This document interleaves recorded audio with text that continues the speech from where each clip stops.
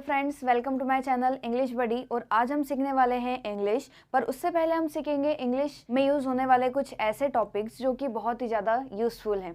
जैसे आज हम पढ़ेंगे टू हैव। उससे पहले हम जानेंगे कुछ ऐसी चीज़ें जो कि स्टूडेंट बहुत ही ज़्यादा कंफ्यूज होते हैं। अब जैसे टू हैव है, सभी उसका स्ट्रक्चर बता देते हैं।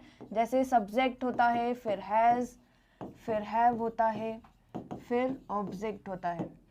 पर क्या आपको पता है इस सब्जेक्ट का मीनिंग क्या होता है?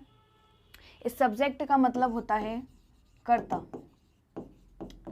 अब कोई पूछेगा मैम कर्ता मतलब क्या को, तो कर्ता मतलब होता है जो काम को करता है।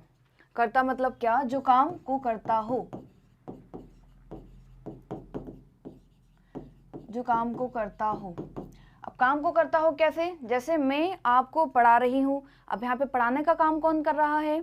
मैं। तो कर्ता कौन हो गया? मैं। अब मैं को क्या बोलते हैं? आई। तुम बाजार जा रहे हो। बाजार जाने का काम कौन कर रहा है? तुम। तो यहाँ पे हमारा सब्जेक्ट क्या हो गया? तुम। ऐसे ही सब्जेक्ट हमारे होते हैं बहुत सारे, जैसे I, we, you, they, and, he, she, it and name. अब हमारे सब्जेक्ट होते हैं टू टाइप्स के, singular subject and plural subject. अब वो हम आगे वाले वीडियो में देखेंगे। तो ये हो गया हमारा सब्जेक्ट। सब्जेक्ट मीन्स हो गया कर्ता, जो काम को करता हो। अब जैसे हम एक एग्जाम्पल के रूप में समझेंगे। जैसे हम बोलेंगे राम बाजार जा रहा है। अब जैसे यहाँ पे बाजार जाने का काम कौन कर रहा है? राम कर रहा है। ठीक है, तो हमारा सब्जेक्ट क्या हो गया? अब राम हो गया। पर अब जो हमारा सेंटेंस है उसमें सिर्फ एक सब्जेक्ट ही नहीं होता, उसमें हमारी टोटल चीज़ें होती हैं 4। जैसे एक सब्जेक्ट जो अभी हमने देखा कुछ समय पहले, अब इसका इंग्लिश पहले देख लेते हैं, फिर आपको अच्छे से समझ में आ जाएगा। Ram is going to market. Ram is going to market, Ram बाजार जा रहा है। अब इसमें हमारा सब्जेक्ट राम हो गया। फिर सेकेंड नंबर पे आता है इज। अब ये इज क्या है? ये होती है हमारी हेल्पिंग वर्ब। क्या है? इज। अब सिर्फ हेल्पिंग वर्ब एक ही नहीं होती। Is, am, are, was, were, has, have, had, will have, बहुत सारी हेल्पिंग वर्ब होती है। हेल्पिंग वर्ब मीन्स होता है मदद कराने वाली क्रिया। अब हेल्प मीन्स क्या होता है? मदद। और वर्ब मीन्स आप सभी को पता है क्रिया होता है। तो हेल्पिंग वर्ब मतलब क्या? मदद करवाने वाली क्रिया। अब मदद कैसे करवाती है? क्या वो हमें खाना खिलाती है? नहीं। पानी पिलाती है? नहीं। वो मदद करवाती है हमें सेंटेंस बताने में कि सेंटेंस कौन से टेंस का है। जैसे अभी यहाँ पर है राम बाजार जा रहा है।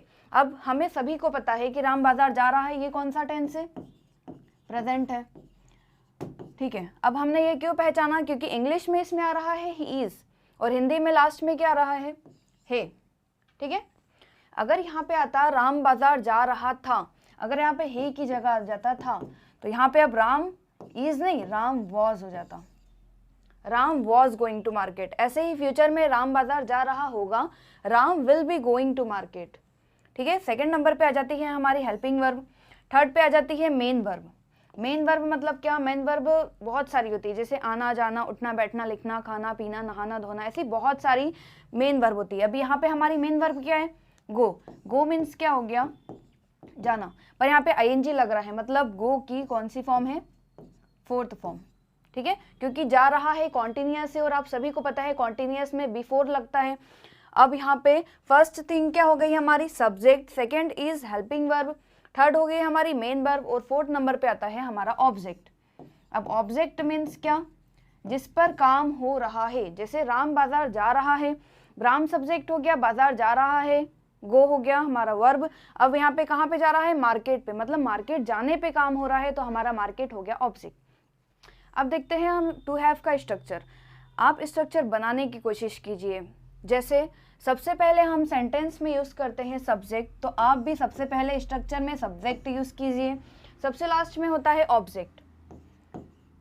सबसे लास्ट में ऑब्जेक्ट। जैसे अभी हमने सेंटेंस में देखा था, सबसे पहले राम आया था, फिर आया था ऑब्जेक्ट। ठीक है, वैसे ही यहाँ पे स्ट्रक्चर में भी सबसे पहले सब्जेक्ट आएगा, फिर लास्ट में ऑब्जेक्ट आएगा। जैसे आप सभी को पता है टू बी और टू हैव में हमारी वर्ब नहीं होती, तो हम यहाँ पे डायरेक्ट यूज करेंगे हैज और हैव,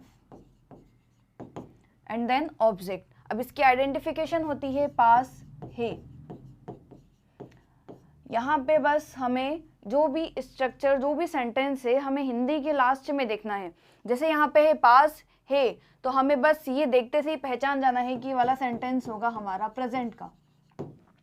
एंड देन पास्ट में देखते हैं। अब यहाँ पे पास्ट में भी सबसे पहले हम सब्जेक्ट लिख लेंगे, एंड देन पास्ट में होता है हैड, फिर आता है हमारा ऑब्जेक्ट। अब इसके आइडेंटिफिकेशन, पास है तो पास्ट में हो जाएगी पास था।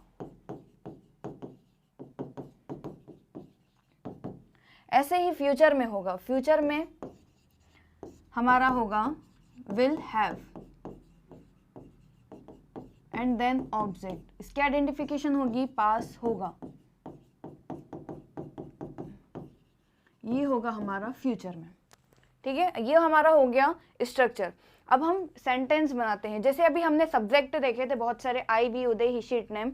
इतने ही सब्जेक्ट नहीं होते, सब्जेक्ट और भी होते हैं, वो मैं आपको अपनी अगली वीडियो में बताऊंगी। अभी यहाँ पे सब्जेक्ट में हम एक यूज करते हैं। जैसे हम एक एग्जाम्पल के तौर पे सेंटेंस लेते हैं। अब यहाँ पे टू हैव का मीनिंग क्या होता है, सबसे पहले वो देखते हैं। पास है, अगर हमारे पास कोई वस्तु है तो हम उसमें टू हैव यूज करते हैं। जैसे यहाँ पे हम देखते हैं राम के पास कार है, राम के पास कार है। अब मैंने जैसे आपको बताया था, सब्जेक्ट दो प्रकार के होते हैं, एक तो होता है सिंगुलर, एक होता है प्लूरल। सिंगुलर सब्जेक्ट के साथ हमें क्या यूज करना है, हैज, और एक से ज्यादा सब्जेक्ट अगर आ जाए तो हमें उसके लिए हैव यूज करना है। अब राम, आप सभी जानते हैं यहाँ पे राम हमारा कौन सा सब्जेक्ट है, सिंगुलर सब्जेक्ट है, तो राम के साथ क्या आएगा, हैज। तो सबसे पहले हम लगा लेते हैं स्ट्रक्चर के हिसाब से, सब्जेक्ट लगा लिया, एंड देन सब्जेक्ट के बाद हैज और हैव। हमारे पास दो ऑप्शन है, हमें पता है राम के साथ हैज आता है, तो राम हैज क्या है, राम के पास car, Ram has a car. ये हो गया हमारा सेंटेंस प्रेजेंट वाला। एंड देन पास्ट पे आते हैं, राम के पास, अब यहाँ पे कार है, प्रेजेंट में आ गया, पास्ट में क्या आएगा, राम के पास कार थी, तो राम के पास कार थी। वैसे ही सब्जेक्ट एंड ऑब्जेक्ट वही रहेगा, बस हेल्पिंग वर्ब जो रहेगी इसमें हमारा पास्ट में हो जाएगा हैड, एंड देन फ्यूचर में हो जाएगा विल हैव। राम के पास कार है, राम के पास कार थी, राम के पास कार होगी। हमारे सेंटेंस हो गए प्रेजेंट के, पास्ट के, एंड देन फ्यूचर के। चलिए, अब ये तो हमारे हो गए अफर्मेटिव। चलिए अब हम देखते हैं नेगेटिव सेंटेंस। अफर्मेटिव मतलब सकारात्मक, नेगेटिव मतलब नकारात्मक। अब आपको जैसे पता है नेगेटिव में हम यूज करते हैं नॉट का। ठीक है, अभी हमने सेंटेंस बनाया था राम के पास कार है, नेगेटिव में सेंटेंस क्या होगा, राम के पास कार नहीं है। राम के पास कार नहीं है, तो हमें पता है नॉट कहाँ पे लगता है, हेल्पिंग वर्ब के बाद में। हेल्पिंग वर्ब यहाँ पे क्या है, हैज एंड हैव, यहाँ पे है हैड, यहाँ पे है विल हैव। ठीक है, तो यहाँ पे अब हमें हेल्पिंग वर्ब के बाद क्या लगाना है, नॉट। या तो आप इसको एक तरीके से और बना सकते हैं, जैसे डू नॉट और डज नॉट। ठीक है, जैसे राम के पास कार नहीं है, राम हैज नॉट कार, या तो फिर Ram does not have car. ठीक है, फिर ऐसे ही पास्ट में हमें हेल्पिंग वर्ब के बाद नॉट लगाना है। फ्यूचर में यहाँ पे हमारे पास विल और हैव है, तो हमें नॉट इसके बीच में लगाना है।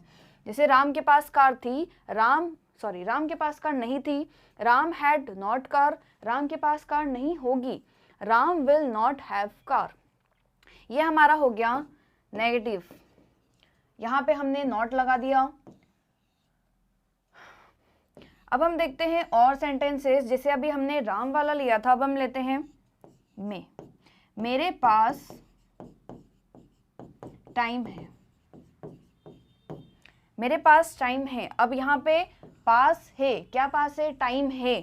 अगर यहाँ पे आ जाता टाइम था तो सेंटेंस हो जाता पास्ट का, तो अभी यहाँ पे है तो सेंटेंस हमारा कौन सा है, प्रेजेंट का। अगर यहाँ पे टाइम हो, अगर यहाँ पे सेंटेंस हो जाता, अगर सेंटेंस होता मेरे पास टाइम होगा, तो हमारा सेंटेंस कौन सा होगा, फ्यूचर का होगा। तो अभी हमारे पास सेंटेंस क्या है, मेरे पास टाइम है। टाइम किसके पास है, मेरे पास, तो मेरे के लिए क्या लग जाएगा, आई। अब पास है, जैसे ही मैंने बताया था, सिंगुलर के साथ हैज, प्लूरल और आई के साथ हैव, तो आई के साथ क्या लग जाएगा, हैव। आई हैव क्या है, टाइम, आई हैव टाइम। मेरे पास टाइम था, आई हैड टाइम। मेरे पास टाइम होगा, I will have time. So guys, आशा है आपको मेरा वीडियो पसंद आया होगा। अगर आपको पसंद आया है तो please do subscribe my channel. Thank you.